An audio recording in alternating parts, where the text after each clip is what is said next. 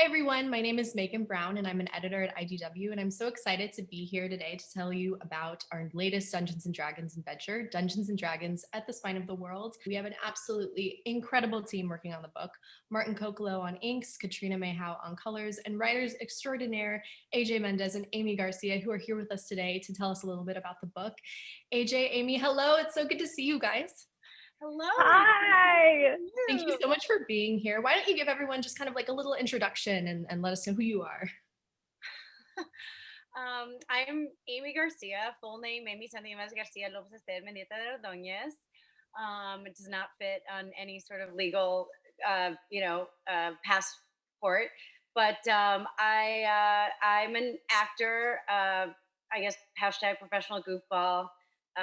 Currently on Lucifer. Was on Dexter before. I guess I have an affinity for dark men who are serial killers or the devil. Yeah, I started writing comics with AJ. We wrote the Glow comics, which were so fun, and now we're writing D&D. So that's just a bit about me.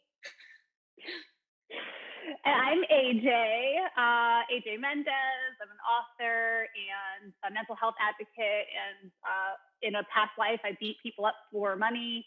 I'm really proud of that. Also, I'm not going to explain. You're going to have to Google it. Yeah. Oh, and I'd be remiss if I didn't also mention Max Davenport, who did our character design. We love him. Huge heart for him, and our team is just so amazing.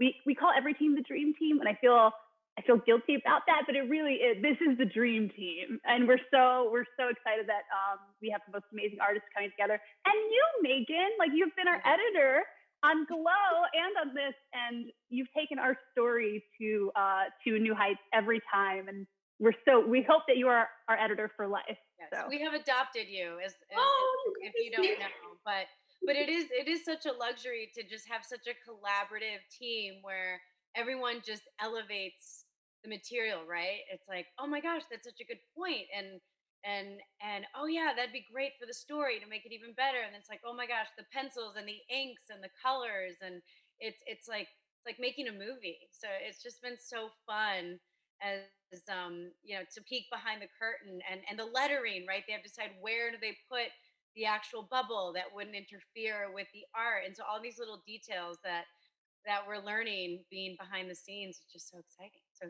thank you guys, and thank you, Megan. Oh, thank you. I got to say, every time an email hits my inbox about this book, I scream a lot. So that's been really fun and exciting. You're real. Yeah, you guys mentioned that you had written Glow versus the Babyface. Y'all should pick it up. I'm not biased. But what kind of drew you to comics, and what did you want to bring to D&D? Um, well, for me personally, I I loved Spider-Man growing up just because I felt like he was such a nerd and such a dork and very clumsy like myself, but could also, be good to his aunt and save the world. So I just loved that they were kind of like these underdogs who could just go above and beyond, but I never really thought it was very inclusive.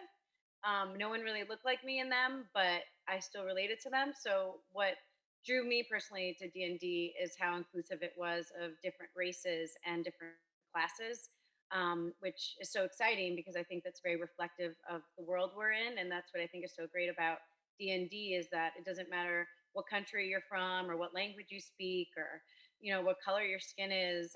You can play with anyone, and you immediately become part of a family. And we've seen it, right? We just do a panel, and all of a sudden, people who never knew each other are becoming very close because they're telling a story together. And what I love about D&D is everyone is a storyteller, and that to me is the oldest form of entertainment. Right back in the day, people gathering around a fire telling a good story, and it's just such a timeless form of expression. So to me, that is the spirit of D&D, that it's just very inclusive and universal, which is amazing, especially now.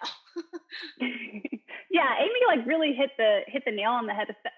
because our mission statement really is to bring diverse voices into all forms of storytelling, comics was such a wonderful intro for us to see more this Latin perspective. We're Latinas. We don't see enough Latina writers in genre, and comics are part of genre.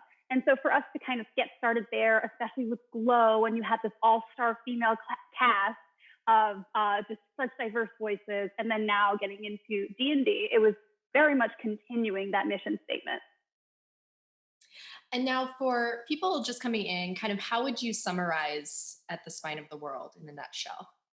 So At the Spine of the World is a companion to Rime of the Frost Maiden.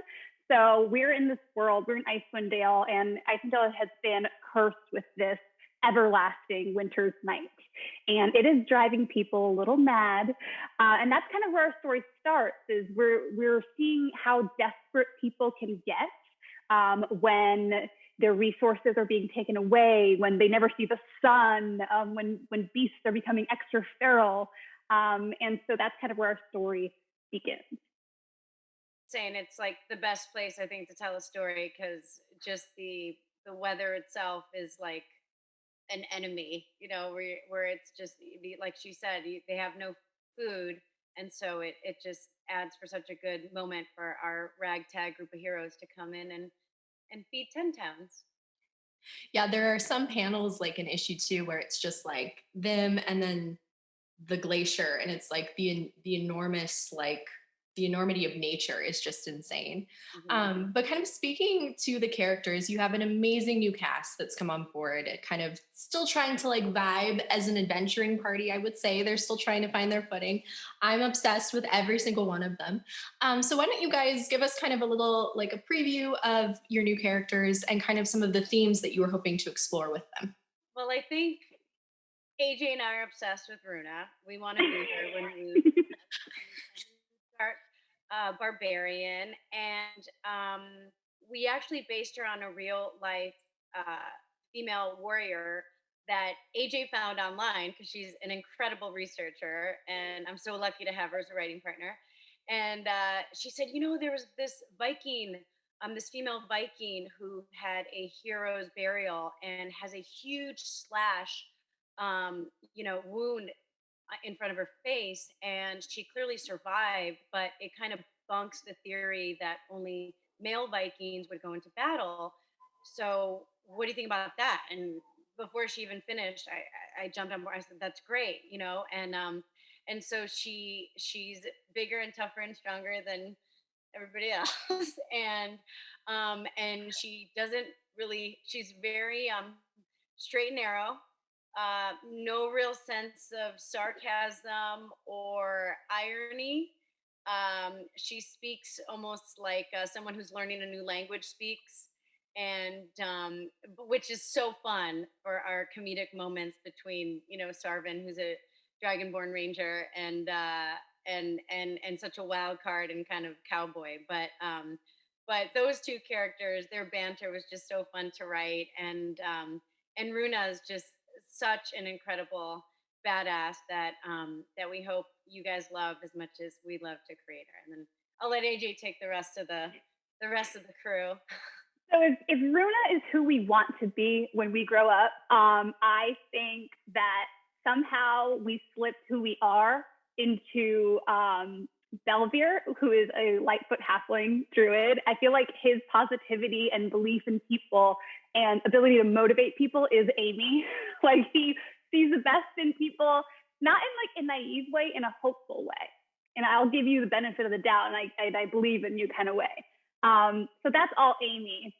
And then on the opposite end of the spectrum is Patience, who is our tiefling rogue, and she is kind of a jerk and is very, very sarcastic and very jaded and very brutally honest, and sees the worst in people first, and she has no patience.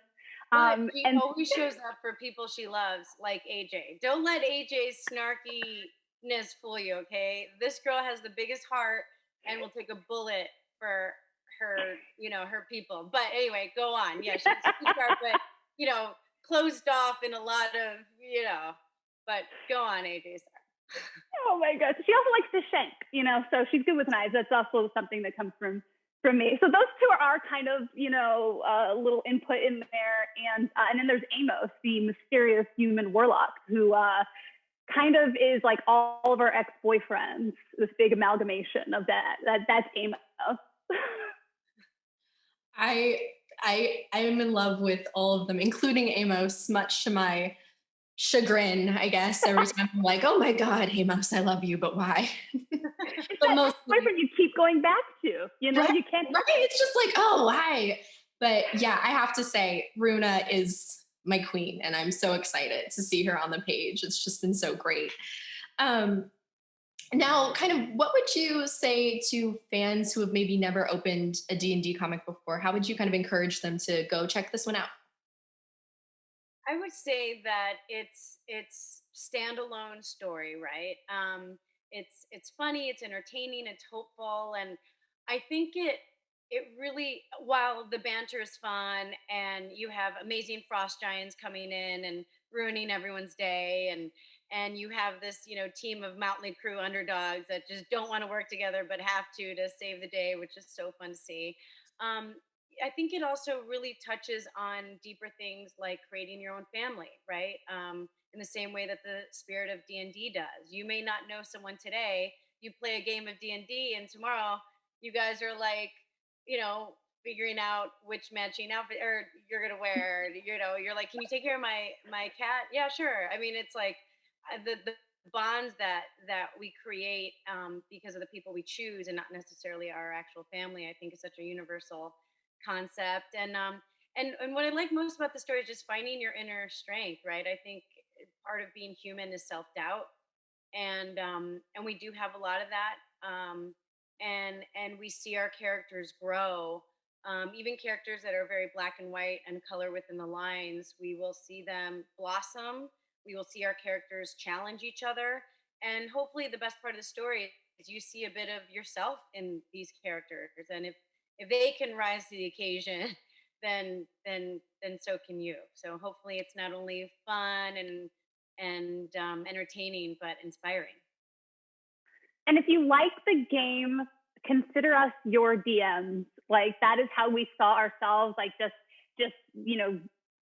maybe in a maniacal way, controlling the situation and putting these people in danger. But that's the fun. That's the fun of D&D, is that you set out on one mission and it's going to turn into a completely different direction, and you cannot take a second to catch your breath. There's danger in every corner, and there's a surprise at every turn when you play the game.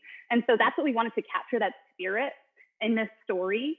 And we really hope that people find it to be scary and fun and funny and heartwarming at the end of the day. Well, I am so excited to get this comic out in the world. Remember, everyone, you can pick it up November 11th at a comic book shop near you. If you don't know your closest comic book shop, that's okay. Just go to comicshoplocator.com and type in your address. AJ, Aimee, thank you so much again for being here today and talking with us. It's been so good to see you and talk and everything. Thank you so much. Thank you, and everyone, for IDW. I've been Megan Brown, and you've been watching A Creator Spotlight.